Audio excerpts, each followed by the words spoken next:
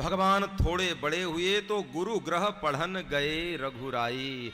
परमात्मा यद्यपि ब्रह्म है, श्वास लेते हैं तो चारों वेद उनके श्वास से निकलते हैं, लेकिन तपोवनी सभ्यता और गुरु परंपरा को महत्व दे रहे हैं। ध्यान देना, ये संकेत है कि आप कितने भी बड़े हो जाओ, कितने भी ज्येष्ठ हो जाओ, कितने भी श्रेष्ठ हो जाओ, लेकिन जहाँ की जो परंपरा है उसका पालन करोगे तो आप और भी बड़े हो जाओगे।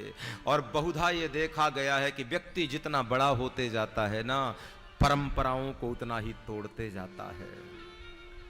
बड़े हुए इसलिए नहीं कि परंपराओं को तोड़ो, बड़े आप इसलिए हो कि परंपराओं को जीवित रखो। भगवान ब्रह्म हैं, भगवान को पढ़ने की जरूरत नहीं है।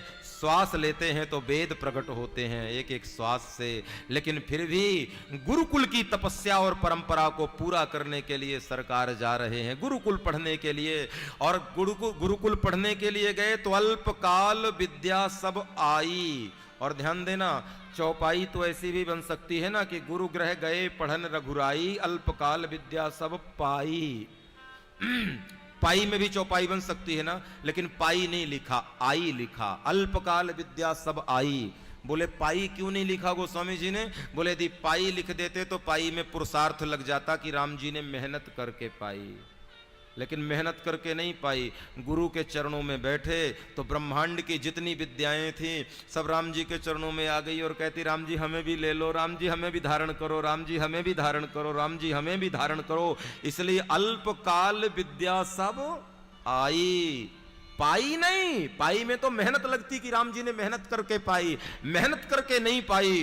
गुरु के चरणों में जो साधक श्रद्धा पूर्वक निष्ठा पूर्वक बैठ जाता है उसको विद्या पाना नहीं पड़ता, ब्रह्मांड की विद्या स्वयं उसके पास चली आती है। गुरु के चरणों में बैठो तो सही प्यारे, बैठते ही तो नहीं हो, यही तो मुश्किल है यार।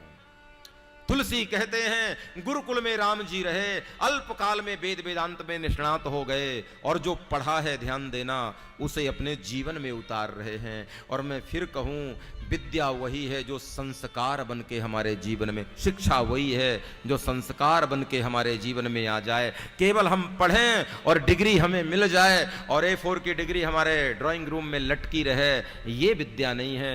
शिक्षा वो है जो संस्कार बन जाए।